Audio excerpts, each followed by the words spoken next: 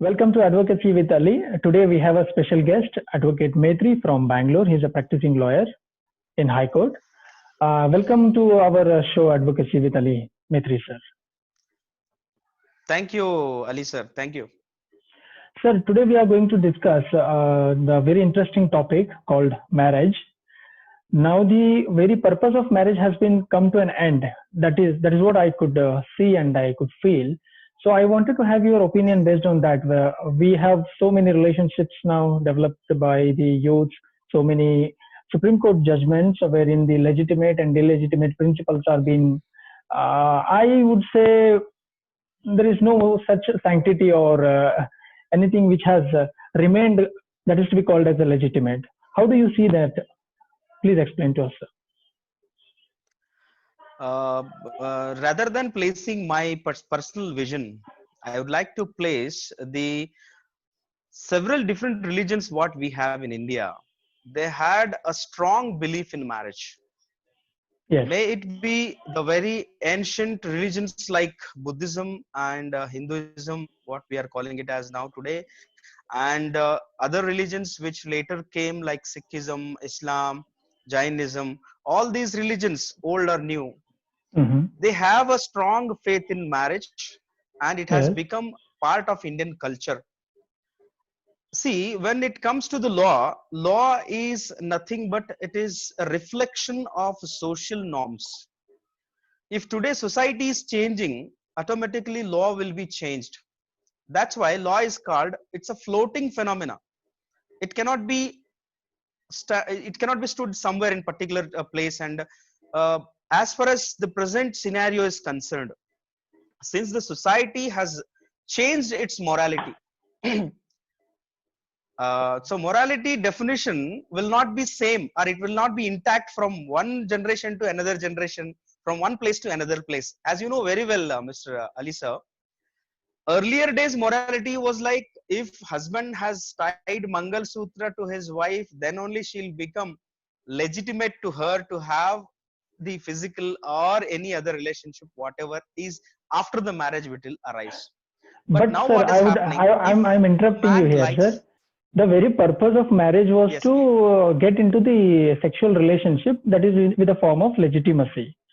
Okay, and when we read the sections of the Marriage Act, that may be in Hindu Marriage Act or the Muslim personal laws or any other for that matter, the very purpose of marriage is to get into legitimate sexual relationships. And now the very sanctity of that marriage, the very purpose of that marriage has become so vulnerable that before getting into that binding relationship, people are getting involved into sexual relationships. Okay, I understood your point, Mr. Ali. I would like to say like that? The present day scenario is that even Supreme Court is not ready to look that there were two important purposes of the marriage. One is legitimizing the sexual intercourse between the couple. Second one was like providing them a legitimate way to procreate the children. But what happened today, procreation of children is not actually considered by even so-called great judicial minds. They are only behind sexual satisfaction of man and woman. If that was the only motto, then procreation of children, you are going to neglect it somewhere. If you consider procreation of children as one of the legitimate points, then without the marriage, if in a living relationship, as per the present definition, if children are getting born out of it, then what would be?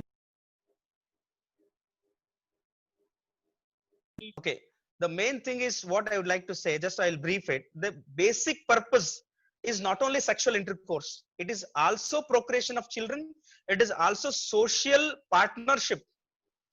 That you being husband and wife, now you will lose your old identity as a man or woman. Now you will be identified in the society as a couple. Right. So many sanctities are actually connected to the marriage. It's not only legalizing the sexual relationship. Right. Even earlier days, some of the upper class society, they had given permission for having intercourse with other women than his wife. It was allowed to the upper class and high level rich people like village leaders, kings, and ministers, they used to have so many illicit Concubines. relationships that was not Concubines. actually prohibited for them. Yeah, it was not prohibited for them. The only thing is they had still marriages in their life, and marriage was having equally importance. The woman whom you have married, she'll be having a upper position than any other woman with whom you may be in deep love. That will not be considered in the eye of society. The only thing considered is marriage. If the marriage is solemnized as per the necessities of religion or social customs, then only that couple will be considered as socially bounded couple. So rest of the other relationships will not have that much importance. So today what is happening, because of the commercial lifestyle, the man is Mm-hmm. running behind, or woman is running behind only basic necessities, time being necessities. Right. So Right. the side effects of this is very, very dangerous. These people will not realize as of now, when they are strong and healthy to take care of themselves. The importance of marriage will be only look after when you attain the age of 60 plus, 70 plus. Then you will Okay. realize the real Mm-hmm. meaning of a Sathi, Hamsafar, Ardhangini. The meaning Mm-hmm. of that will be understood after 70s. Okay. Understood? Okay. So Okay. that's why the purpose of marriage is not only sexual relationship, it is giving a best companion to your life till you're alive. That's So why the we have to yeah. respect the old. Yeah. So the claim what comes here after the point of view from your side, that the marriage is not only for the sake of sexual relationship, it is also for the maintaining the companionship for the old ages. So what if I Plus am procreation. Plus procreation. plus procreation. So when it comes to law specifically, it's about legitimizing the sexual relationship and procreation of children. These are the two main points. But you are adding another point, that Yes. is companionship. So now my question is, sir, when if it is a matter of companionship, even though I have not married, even though I have not attained or not subscribed to all those religious point of views or religious, what you call as sacramental relationship, yet I claim that even though I have not married, I am willing to have a procreation, I am willing to have a sexual relationship, also I am willing to have a companionship. How do you see these claims then? I understood your point, sir. What We do you'd not like to need say any is laws like, anymore yeah, now yeah, yeah. for the sake of marriage. If you have love, between two couple, what you mean to say is like that only, that Yes, without marriage yes, also you will be having a yes, best companion. But sir, exactly. we have to look into the human psychology always. Uh-huh. See, all these rules, regulations made by the society, human Mm. society or cultured society, they are not coming directly from heaven. Mm. They are coming from heaven also because they are actually tested with the real human feelings. That's why they are made. Let me clarify in simple Mm-hmm. words. Mm-hmm. It's like something, say for example, if two couple are staying together without marriage, Right. both of them have no such mental condition that they are not bound to each other. Since Okay. they feel that they are not bound to each other, any difference of opinion among them, Mm-hmm. any exterior factum which may lead to breakage or which may lead to discomfort between the relationship, this situation will lead that either of the couple, either man or woman, will run away from the bond, will run away from that clutches of relationship. Is it? If Okay. say for example they are married, they are having that social bondage like marriage, then they are not only answerable to each other, but they are answerable to the entire society, their families, their parents, their relatives, even their children.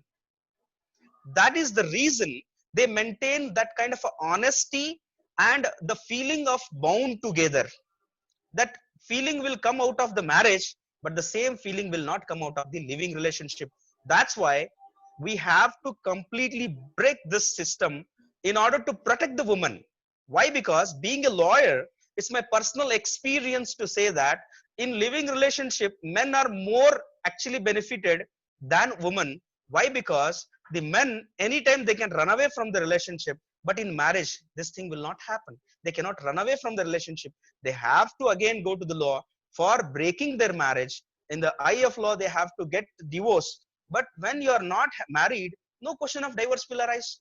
Any point of time, any age in the age group, he can leave his companion. If she has crossed the 40s, 50s, who will marry her? Who will take care of her?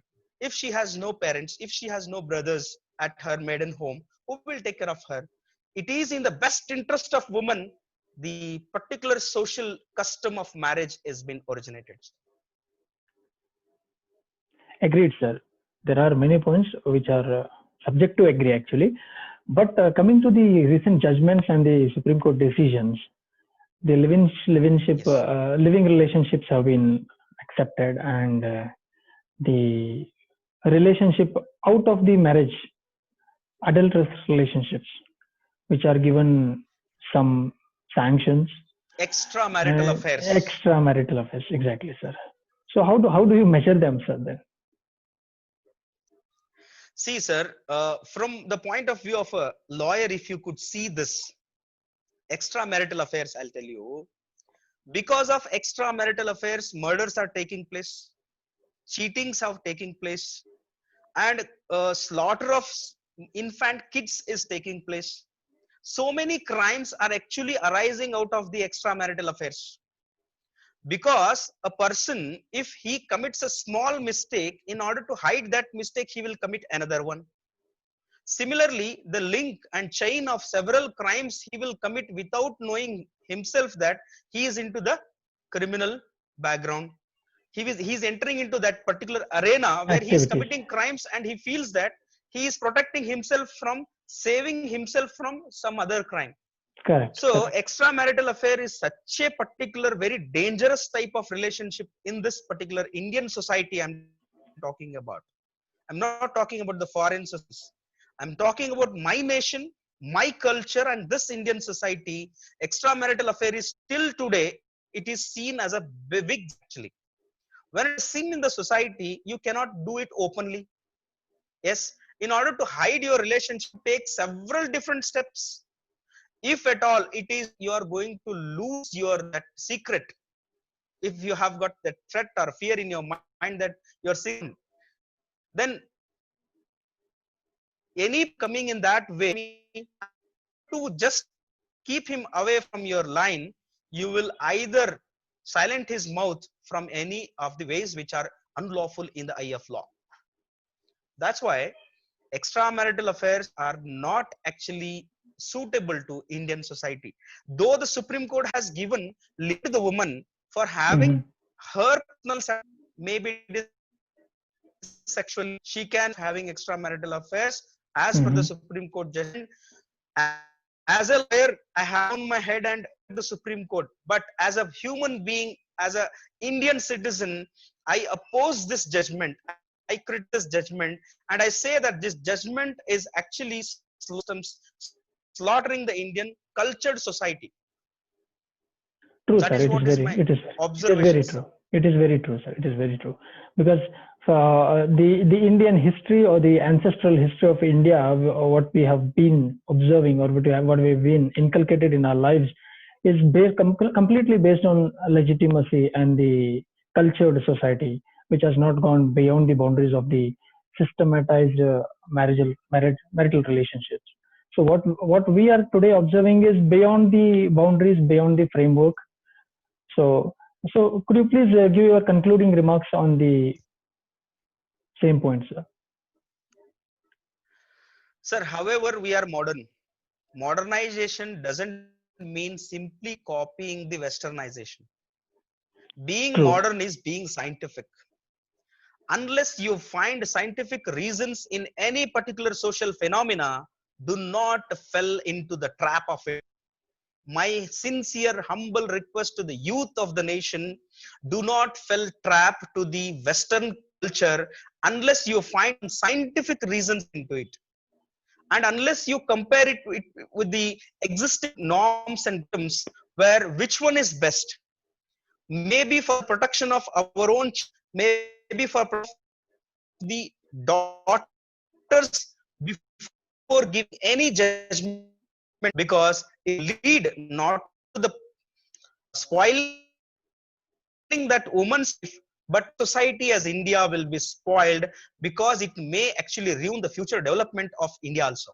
That's why simply copying the Western culture, I oppose it, because as I would like to quote Swami Vivekananda ji here, that if you want to get the knowledge, keep the windows and doors of your house open. That means let the knowledge come inside. Simultaneously, he also says that simply copying the others' thoughts, it's not modernization, it's not development. You have to think and rethink before adopting some other person's culture. That's why we have to follow Indian culture first, then we have to think about others' culture. If it is scientifically proved that it may give benefit to the personal benefits as well as to the society, then only we can. Otherwise, it is better to keep yourself away from such unapproved customs of India. This is my concluding remarks, sir. Thank you, Advocate Maitri, sir. Thank you very much. So today we have come to the conclusion of this show, wherein the marriage and the relationships which are said to be called as a legitimate and illegitimate.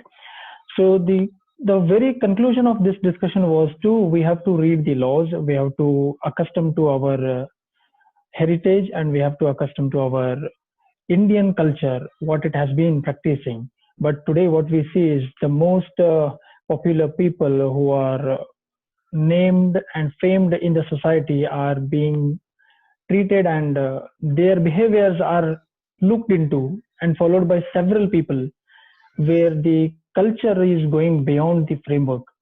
So where we have to put a full stop in that matter. Yeah, yes, sir. Yes, One you have last something to line I say. would like to add, sir. Yes, One sir. Yes, last sir. line I would like to add. The opinion what I have given, it absolutely doesn't mean that if you married, you have to obey your husband, you have to be there with your wife.